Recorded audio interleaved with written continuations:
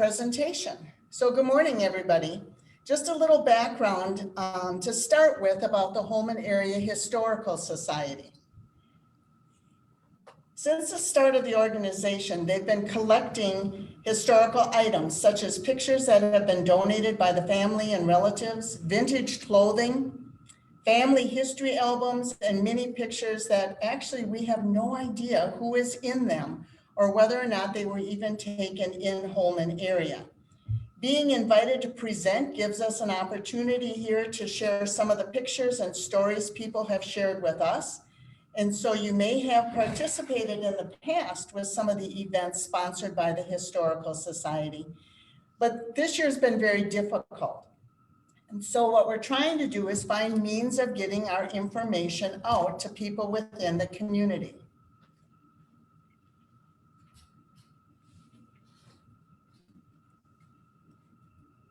Jacob, don't go away. We're not moving ahead on the slide screen. There we go.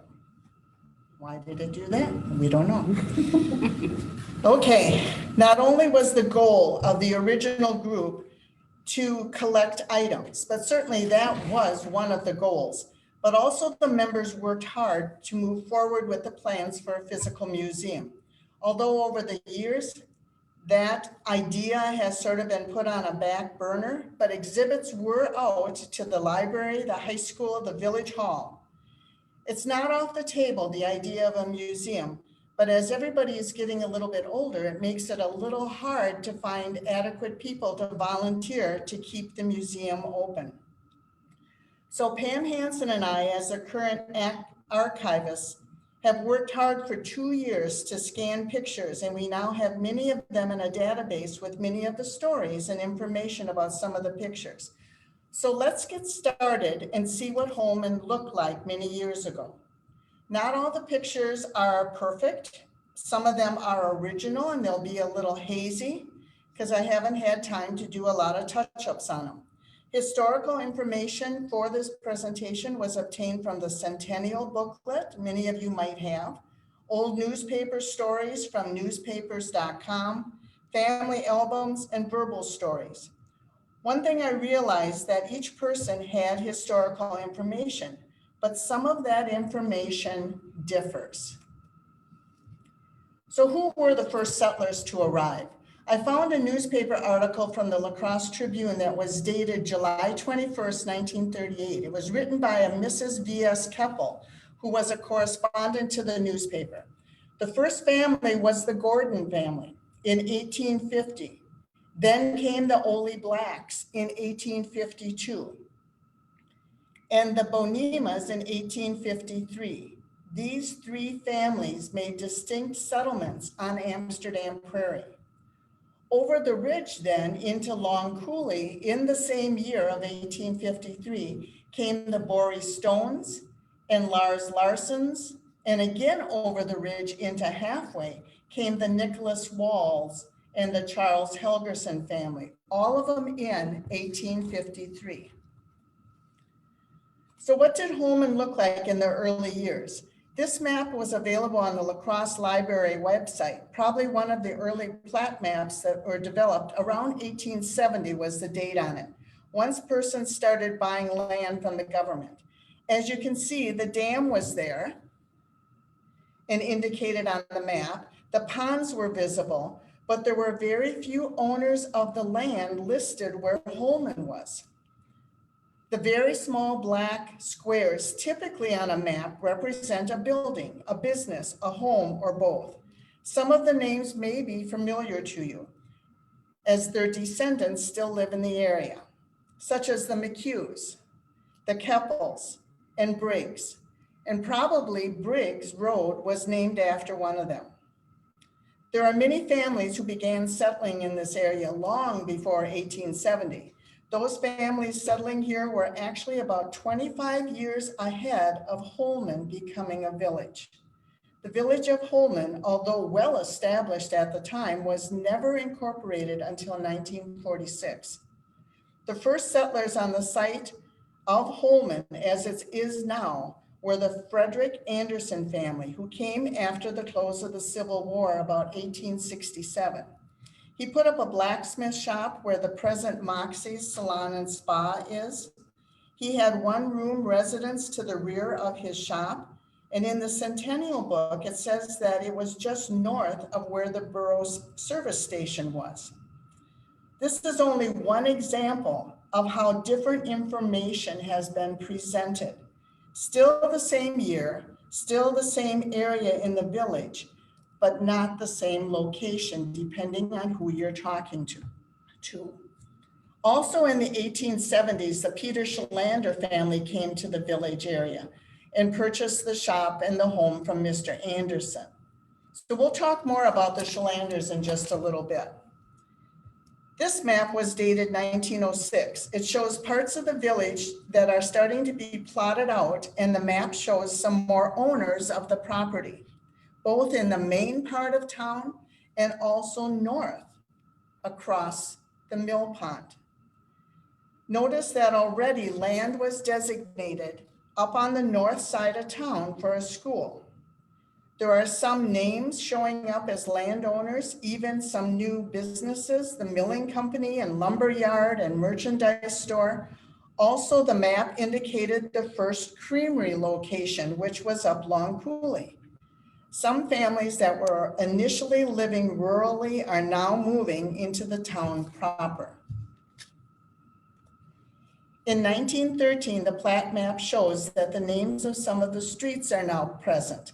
The buildings on the corner of Main and Mill Street, which would be that first street as you come off of the bridge right there where Pam's got the pointer, are owned by two Burbs, a Hammer, a Sandman. At the end was the Casburg Milling Company by the dam. Across the street, there were people by the name of Bolden, Shalander, and Casburg that owned the property. Certain families were the movers and shakers in developing Holmen. If you think about it, the location of where Holmen sits is pretty logical. It's on the banks of the Halfway Creek. Back then, the creek was different than it is today. So let's start our virtual walk up on the north side, up Long Coulee Road, and move our way through Holmen as time allows. The first Holmen Creamery was built at the corner of Long Coulee Road and Clyde Street.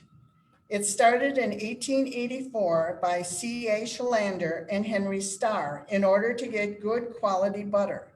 Shalander had already built other businesses and was said to be prompted in his decision due to the poor quality of dairy butter brought into his store in trade. They operated the creamery for 5 years when in 1889, it was purchased by the farmers for $1,200 and became a cooperative that same year. This is said to be the first creamery in Holmen, a 2-story frame building out of wood with smaller 1-story addition to the right. The cans on the wagon by the front door and the platform are tall, round cans, probably shotgun cans of cream for making the butter. One of the wagons has more box-like appearance, perhaps butter. This picture was dated about 1889 in our collection.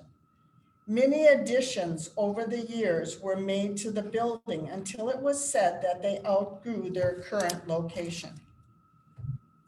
A newer building was built in 1895. This one is predominantly made of brick materials. This photo was dated 1898. The creamery used 5 large wagons to visit farms in the area to collect their products. Checks were written to 290 to 300 farmers monthly. Where are those farms today? We have very few of them. This picture was dated about the 1930s. There were some additions that were added. You can see both on the right side and on the left side. And in this photo, there were additional additions. Look at the chimney stack. Now it's made out of brick. The small front entrance was added, a new improved smokestack, and take a look to the left side of the picture. That was another addition that was quite large at the time. Another postcard picture that is dated 1915 is what you're looking at here. You see a much larger front entrance that was added and a new sign on the ridge. And actually, when I talk about postcard pictures, a lot of pictures that people took years ago were printed on postcards, and they gave those postcards to people. So if you find any postcard pictures in your family collection, that's why. Some of them were mailed that we found, some of them were never mailed, they were probably just handed out. So they started to build the new creamery on Main Street, and once it was completed, the original buildings were demolished and currently house homes in that location along Long Coulee Road. Dynamite was used to bring down the old brick smokestack. These demolition pictures came from Luella Halverson's album. Now I know depending on who's watching the presentation, some people might recognize these names and other people's might not. Clarence Moe placed the dynamite to demolish the smokestack. The little boy in the front is Alan Halverson viewing the quote, "after the fall." Alan was one of our barbers in town for many years. So with the new creamery on Main Street, it was built in 1922, and it was in operation until 1969 when they merged with the Blair Creamery. Butter making and milk drying operations moved to Blair, and fluid milk distribution business sold to Land O'Lakes Company. This is a photo of the shareholders in front of the creamery building in the late 1920s. Here in this new building, they produce cream and butter and pasteurized milk, and distribution of bottled milk began in 1949. These next few pictures are all dated 1961, and they show the interior of that creamery at that time. Sanitary methods were very important, and they put out high quality products. In this picture, we have Henry Johnson in the rear, and he's taking in cans of milk. In the foreground was James Scarstead. He was a fieldman and inspector, and he's taking samples of milk. More up-to-date machinery helped to make the business successful. This is Melford Munson, and he was the former manager of the Holmen Cooperative Creamery, checking gauges on equipment used in the creamery. Some of the previous information also was gained from newspaper articles actually dated back to 1916. Clarence Simonson was one of the employees watching over the bottle milk filler at the creamery, also dated from 1961. From the picture, you can also see on the right-hand side cartons of either milk or buttermilk over on that right side. So not everything was in glass bottles. Butter was also another product they produced. This picture was provided by the family of Palmer Halter, and he's the man on the right-hand side, I believe. Home delivery was something really that I had not heard of. I moved to Holmen in 1960 from Milwaukee, and in Milwaukee, I don't remember getting milk brought door to door, but it certainly was here in Holmen. The delivery man, the milkman, had left us an order in an aluminum insulated box on our back steps, and we would just write out our order. He'd either take it out of the truck or he'd bring it back the next day and place it back in the box. Later, this building was used as a meat market and locker plant with processing of cattle, pigs, and deer when in season. It's now the Holmen Locker and Meat Market. All right, let's move on here. We're still up on the north side, and we're still now going just a little bit north. 1 block north is where the church was located, and this was the first church in Holmen. Up until Holmen Lutheran Church was built, members had to attend services at Halfway Creek Church. Remember, that was probably by walking or by horse and buggy or wagon. The Halfway Church was at that time located back by the Halfway Cemetery and the Raymond Lee Farm. That was also the original site of Luther College, but we're not going to go into any of that today because that would probably take another couple hours. I just want to mention that there was also another church in the area, and that was the Baptist Church, which was located out on where County M is heading towards West Salem.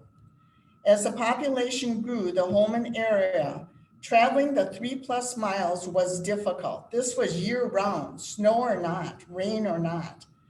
Services came to the Holmen, and records indicate that in January of 1899, the first service was held, most likely in the town hall or on the second floor of the C.F. Schlander's store building. The first town hall did burn in 1906, so services were held in the single-story school building. This picture was dated 1920. This is the Holmen Lutheran Church. There is not much around it except for cars. And that hill in the background, that's Hillcrest up there, and there's all homes now built in that area. The original church was located at that corner of Morris and Church Streets, right where the church today is. Plans were started for building a church in Holmen, and the first services were held in February of 1909. It took a few years for the actual separation from the halfway congregation. Improvements were made to the original build in 1920 with wiring and light fixtures, and in 1947, they held the 40th anniversary. In October of 52, they were discussing another addition and how it was needed for the church, but it never happened. January 22nd, 1953, the church was destroyed by fire. The cause was not determined. Many persons my age, though, do remember the day that the church burned. I had not moved to Holmen yet, but heard many stories from my friends.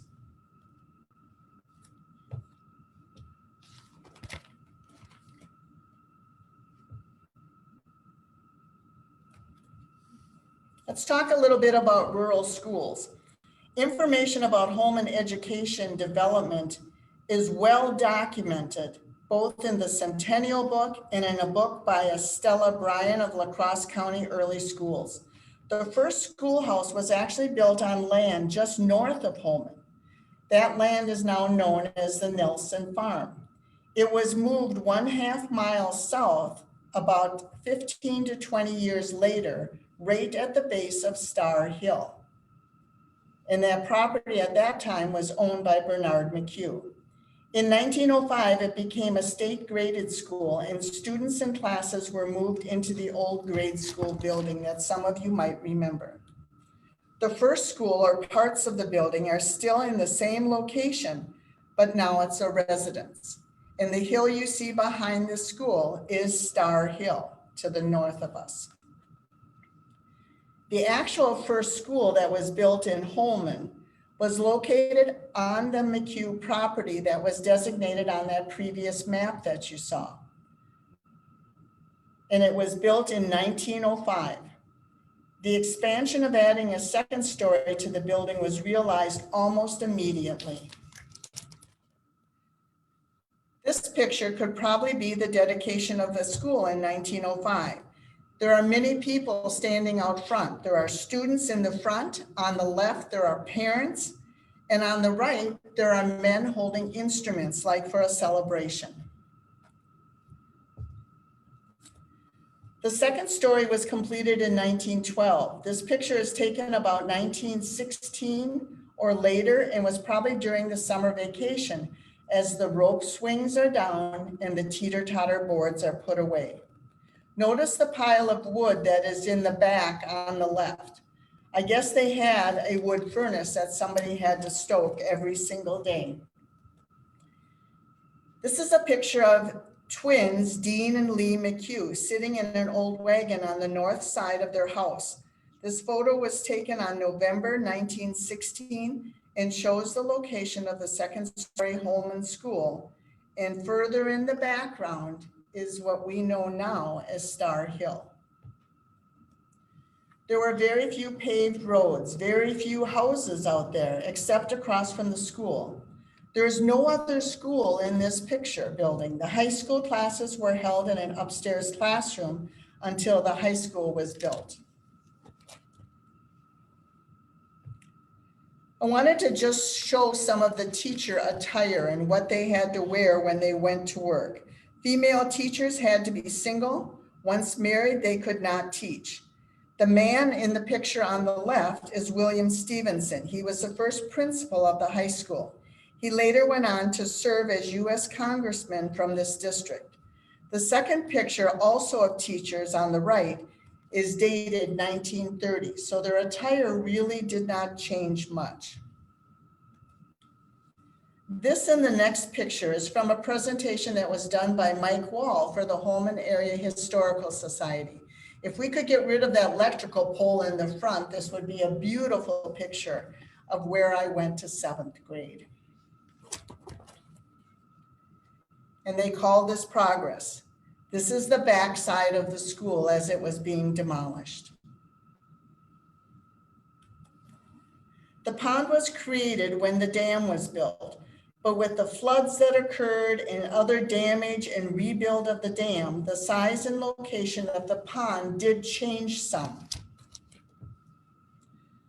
The pond was used for pleasure, for fishing, and even for business. And as you're looking at this picture, there are 2 young boys that are out swimming in the pond, one on the right, one over on the left. And there was even an island up along what is now Main Street. So where was this picture taken from? You think about where the dam is. Somebody is standing on the dam, looking up towards where the church is in the back, and the old church is still back there. Now the houses over on the right-hand side are actually the back side of homes that were there on Mill Street. Where's the bridge? Well, that's one thing we haven't been able to figure out. Even as we expanded this picture and looked at it, we still can't see where the actual old bridge was. Ice Harvest was one of the businesses that took over the lake, especially in the winter months. If we look at this picture over on the left-hand side is the village hall. Now this is the second village hall that was built. The first one was in that same location, or pretty close to it anyway. This one here was eventually moved to Legion Street on the south side and became the American Legion Membership Building. Then it was a child care facility and now a residence. And probably other businesses were in there also. With that erection of the creamery, also started the ice harvesting business in 1886 on the Holmen Pond. And pretty much this was controlled by Christian Casper. He was sort of the owner and got all the ice out. Not all the ice was immediately taken to the farms in the area or the homes in the area. There were also 3 ice houses in Holmen. Now, if anybody knows where they were located, I'd love to know it. They used sawdust to preserve the ice, so the ice would be available year-round. At the time, this was big business during the winter months. Another picture showing the pond. Under the bridge is where the Halfway Creek flowed in down from the right of the picture and expands into the pond. Near the center of the picture, there was a culvert at one time coming under the road across from the old Sletland and Berg homes. Once the dam was gone, the creek returned to its normal size and what we see today. So what changed the look of that pond in the north side? Well, certainly years of flooding from 1876 was actually when the first dam gave out, not due to a flood, but for some reason it gave out. Then you have June of 1899. That first dam was built by John Helgerson in 1875, which was sold to William Fenning. Fenning started to build the mill. And in 1876, Christian Casper purchased the mill and finished it. But 5 weeks later, the mill dam went out and he had to refinance it and build it himself. Some of the pictures of the dam that we have are beautiful. This one would be beautiful blown up. This was the dam before the flood of 1899. This was the dam after it was rebuilt. On the top of the dam was a swinging bridge of sorts, and a lot of young people had their pictures taken up on top of that bridge. Now, when the flood occurred, there was no bridge across the creek. So a flat bridge was temporarily built in June of 1899 after the bridge was washed out in the flood. In the foreground, you see pilings that were driven into the halfway creek where the original bridge stood. The bridge that they used after the flood is further down the creek, where it appears that the creek was narrower at that point. The old mill at the end of Mill Street is what you're looking at here, but the dam is gone. And they once again rebuilt the dam.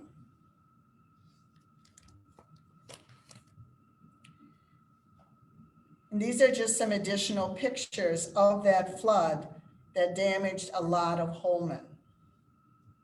Surveying the damage and all the land that was lost, that's what changes the dimension of the pond. The bridge was destroyed, the dam was destroyed, and 5 barns were lost. When the dam was built up again, a larger mill pond was evident. Once the dam was gone, that didn't stop the floods. This was a flood that occurred in 1956. And when you tell the kids to not go near the water, this is what you get.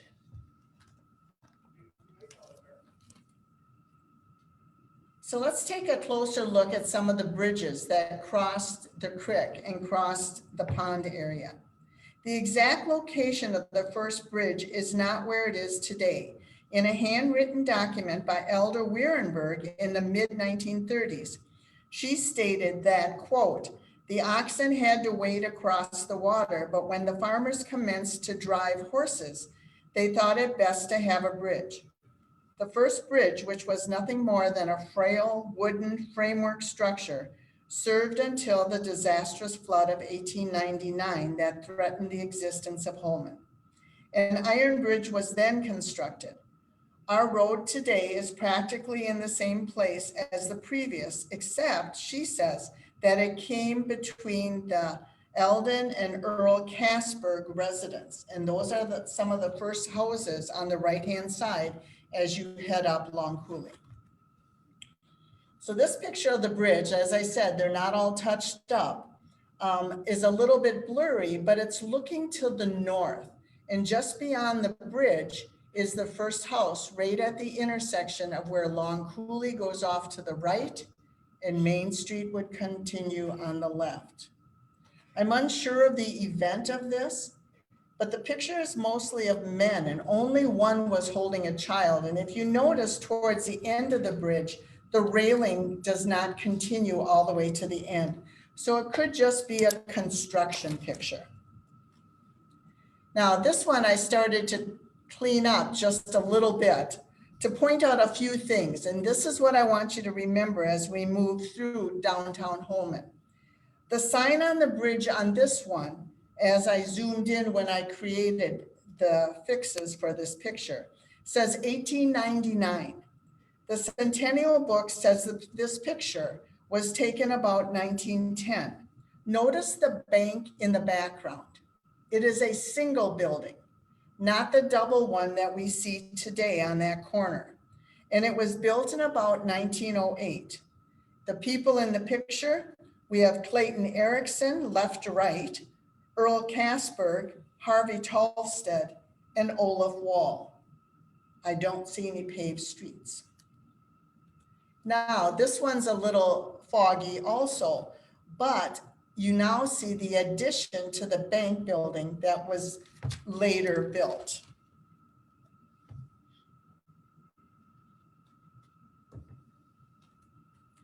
In 1922, when they built the cement bridge, a temporary bridge was created across the creek while they were building it. That big building straight ahead of us, that's actually a store. with apartments above. This is a picture of the bridge. It was taken probably before 1937, and that store called the Sletland store, had many names, is in the picture. So it has not been demolished or removed yet at that time. And one more picture of the other side of it. So we've crossed the bridge. We're now coming into downtown Holmen, and we're going to take a turn at that corner of Mill Street and take a look at some of the businesses that were on Mill Street. The Sletland store was built by Christian Kasberg in about 1883. It had other names, such as the Anton Black store, the J.A. Berg store. In 1899, John Berg took over the building and built a machine shop in the rear and added the second story. C.B. Sletland took over the general store in 1910. They changed hands a lot, but it's still the same significant family names that we've heard all along. John Kasberg then rented the general store from Sletland and operated until sometime in 1936. In the middle building, the darker building there, was the Sandman and Lebachen machinery business. John Berg was the original owner of the implement business, and in 1912, Chris Berg and Oscar Larson bought it. Oscar Larson later moved his business to State Street and then further north up on Main. At the far end was a market with the big awning that you see. Additional businesses were located along Halfway Creek in the lower level. Additions were made to the building and apartments were located on that second level. In February of 1937, 2 lives were lost in a fire. Alfred and Mrs. Evgen. Their 15-year-old son survived, as did all the other occupants of the apartments. The fire was believed to start in the then Berg and Larson implement business on the ground level. That would be that dark building in the middle. All others were saved. One child, a 3-year-old, was actually dropped out of the second floor window into the awning. The building was totally destroyed.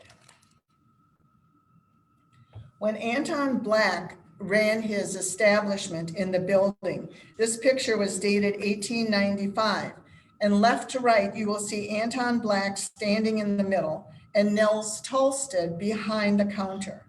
Anton Black was also the postmaster from 1890 to 1900. And you can see mailboxes, I think, over on the left-hand side of the picture. Machinery Days on Mill Street was held in 1902. The size of the gathering indicates the popularity of this event, also referred to as the John Berg Days. This building was located just to the west of that larger building. It was occupied by a butcher, physician's offices, and then on the right is where the physician lived. Gunnar Aspeslit established the first meat market in 1890.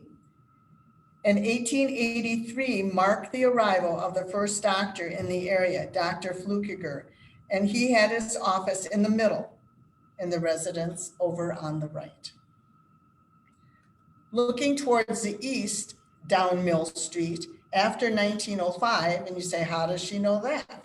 Well, the second addition to Josted's, which is right straight in the middle of the picture, was built in 1905. The 2 houses on the left may still be standing on Mill Street. You can take and cruise over that way, but they've had many additions.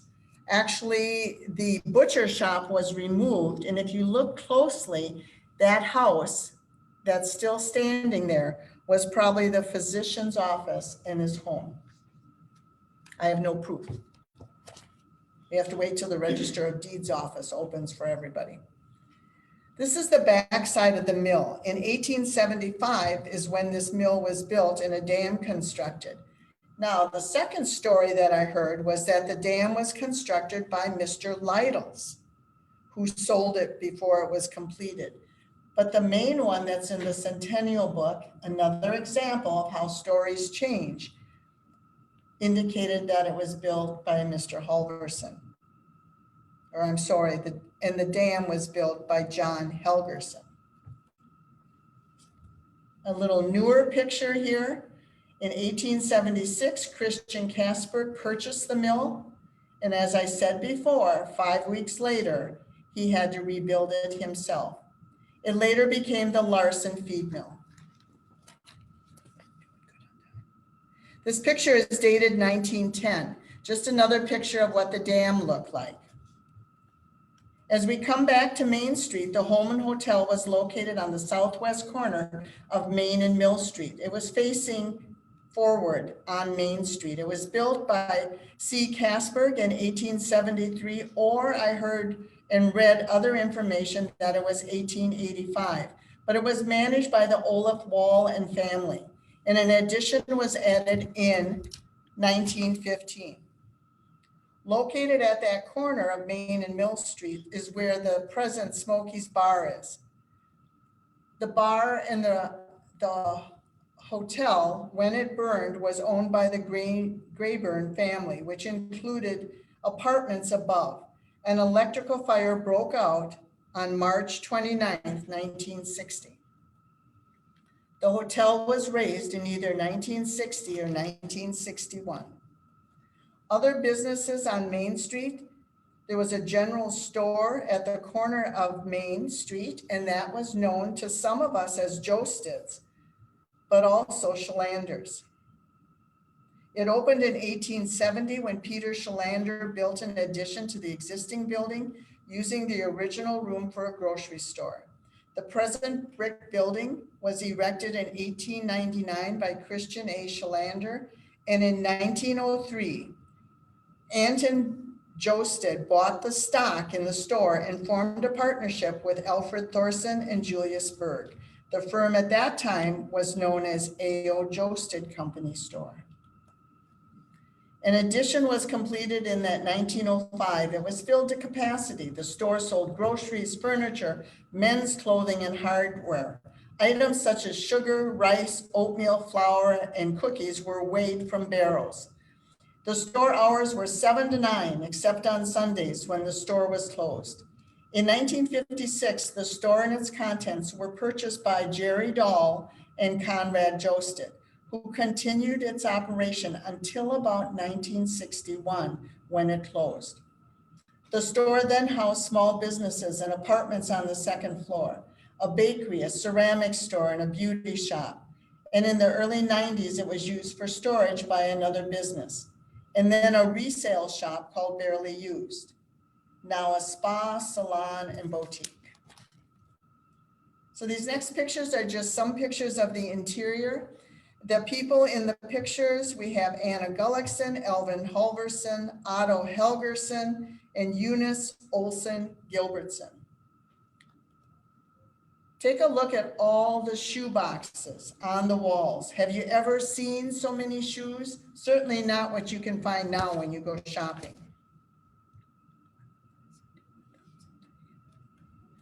Notice the postcards on the display case. They sold for 5 cents.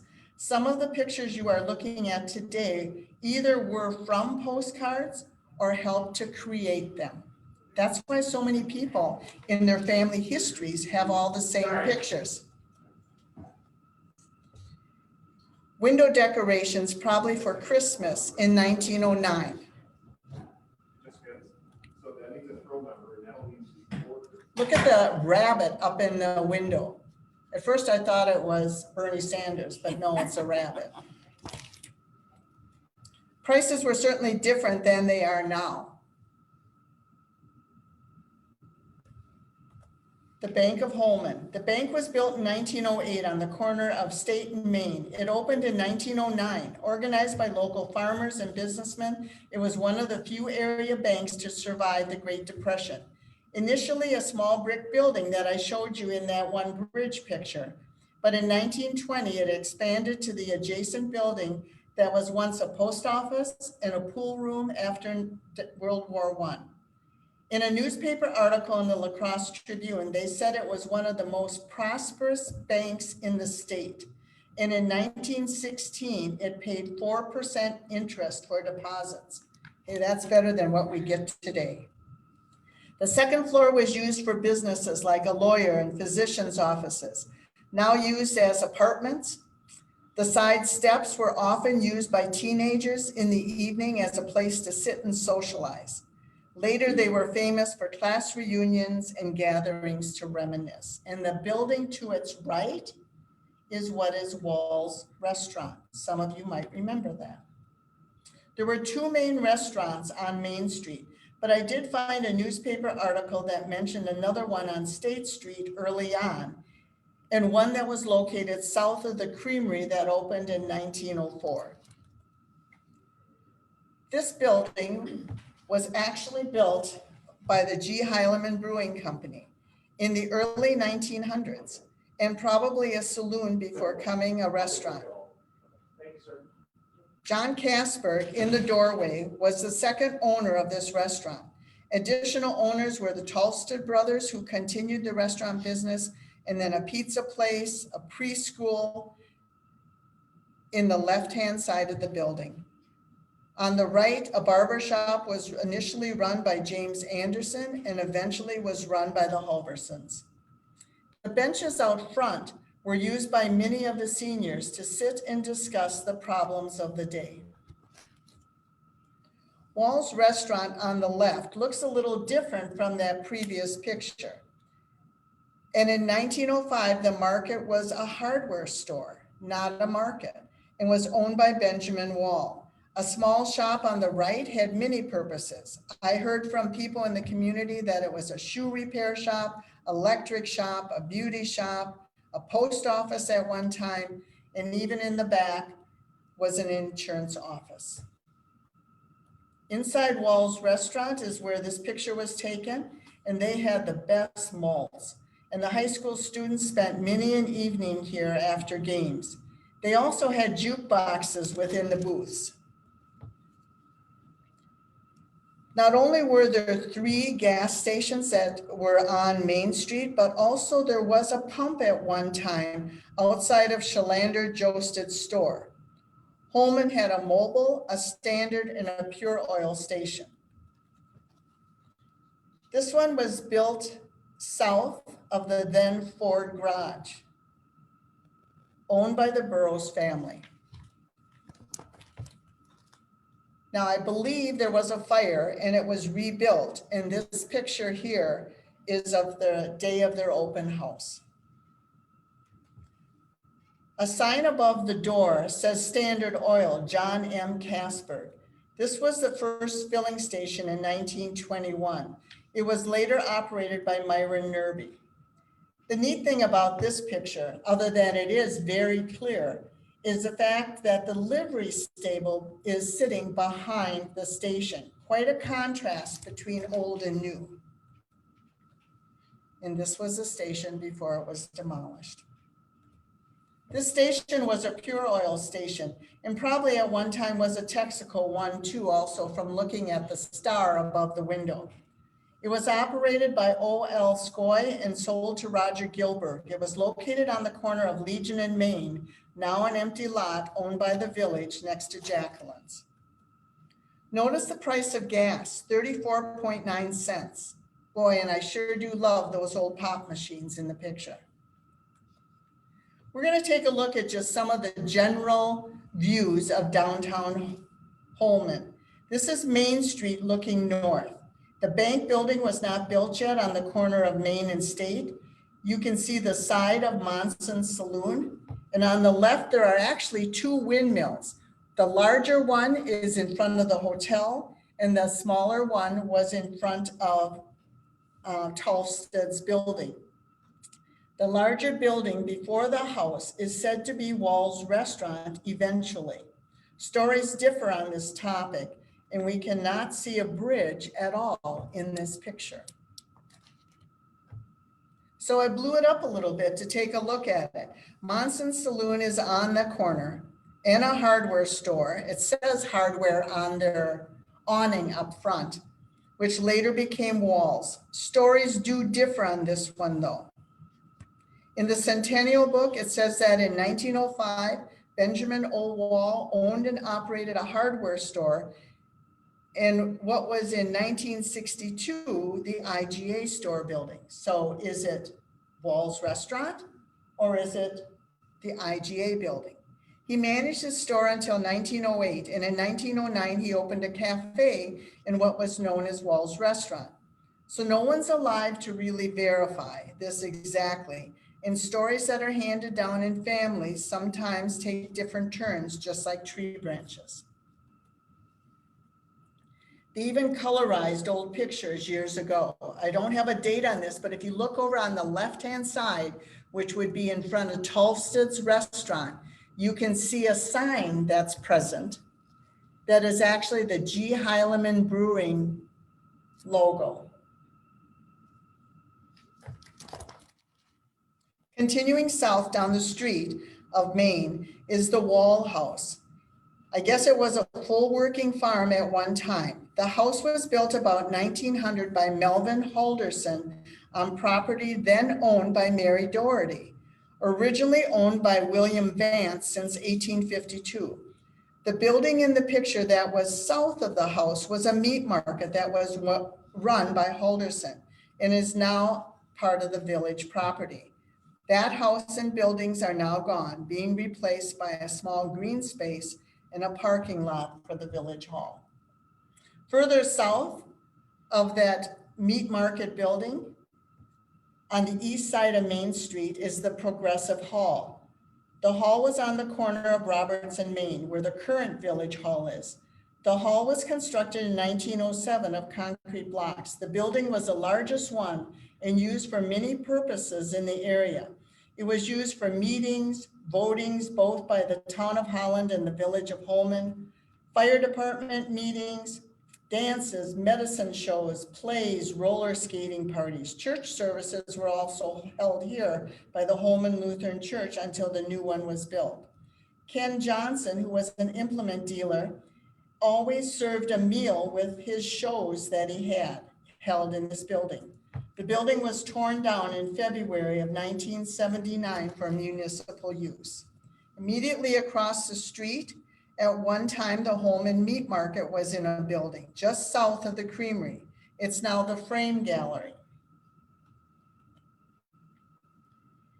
In this picture here, the reason I have the big arrow is I'm wondering whether or not this building, which the meat market was and Frame Gallery, was actually that restaurant that they're talking about that is just south of the creamery. Check out the street lights. There appears to be one in the middle of the street. Just some scenery pictures of downtown Holmen.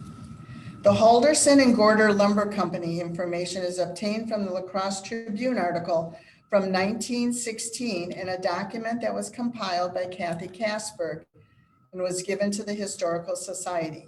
A.O. Kasberg, founder of the lumber company, started experimenting with concrete bricks in the basement of his house shortly after the turn of the century. He catered to the building needs of his neighbors for many years. From 1905 to 1909, it was known as the Kasberg Gorder Lumber Company. And this was located actually on Main Street. In 1909, J.M. Henderson joined Gorder in the ownership of the business. They worked with not only owners in Holmen, but the surrounding rural area, building homes and farm buildings. Most of the wood materials were obtained largely from northern Wisconsin.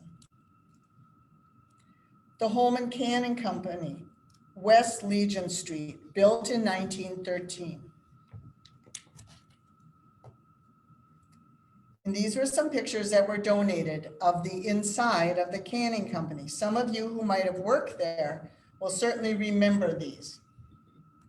The corn line, left to right, in the back, barely visible, is Albert Anderson. Up front is James Haug, supervisors, and then the women down below. Many of them are unidentified. Summer workers at the canning company. College kids certainly work there, and it helped them to pay their tuition to go on to school.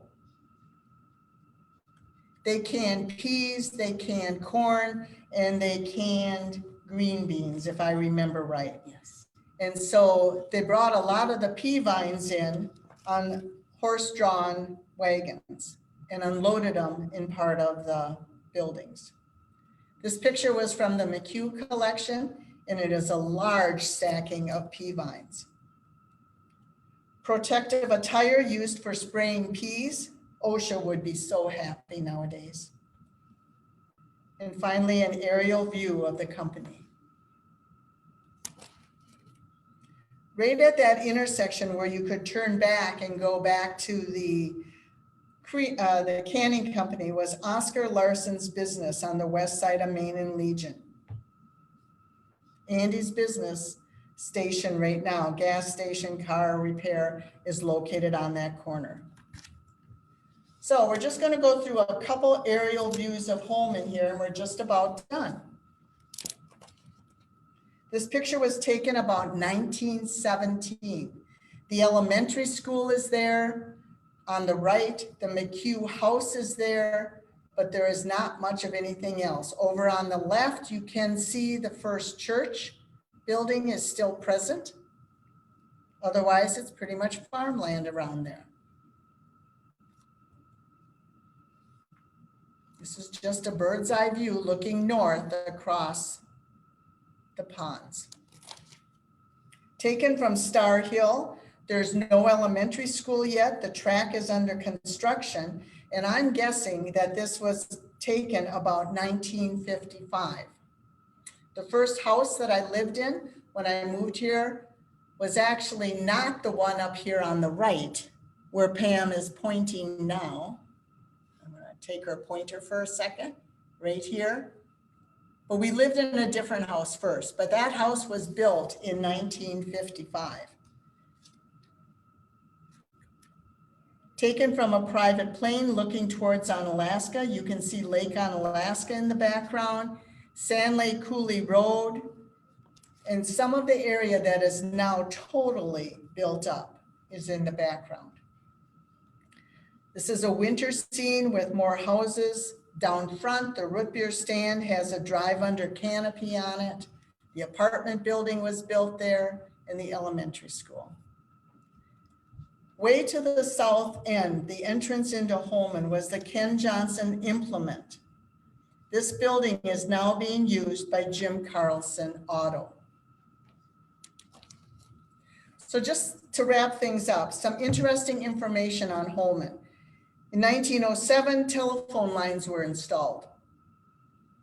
1914, they said the road was paved, but there is a little conflict with that date and some of the pictures that we have dated in our collection. Only Main Street was paved though at that time. 1920, first electric lights came to Holmen. They were in the Progressive Hall, stores, and garages. 36, a dial-up system. Certainly there was phone lines that were not private lines. They were party lines. 1946 is when the village was incorporated. And from that point forward, a lot of improvements were made to the village of Holmen. All right, Jacob, I guess we'll take questions. We got a couple minutes left here if anybody has any. And let me see if I can get out of this.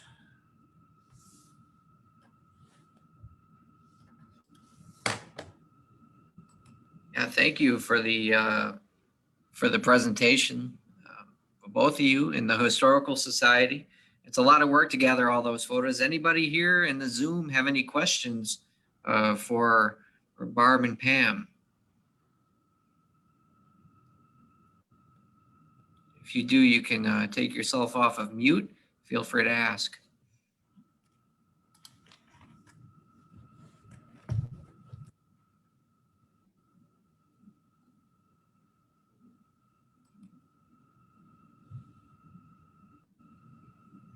One thing I'd like to just mention is it took us a long time to get this presentation put together, and I did go through it fairly fast. But if there is anybody in the community that is looking for a program to be given at their own organization, we'd be interested in toying with that idea to represent this elsewhere. It sort of is a good grouping of what Holmen looked like. And with all the work that was put in putting it together, we'd certainly like to share it a lot more.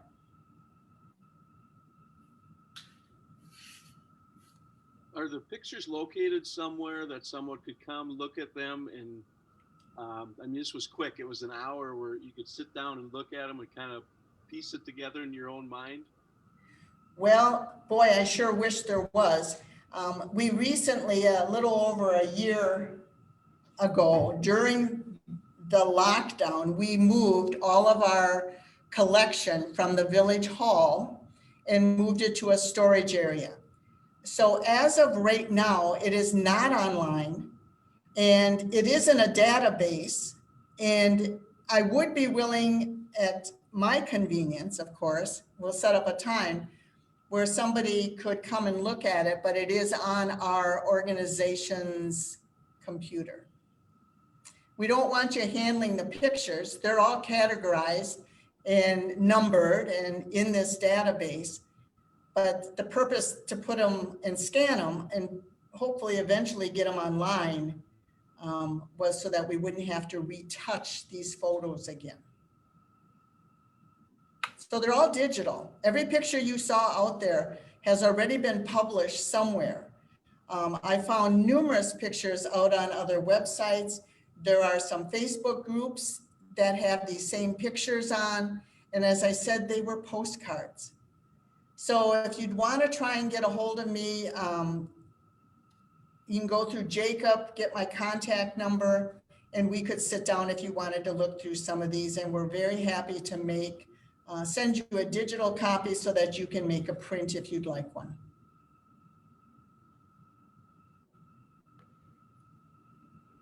Are there any other questions for us?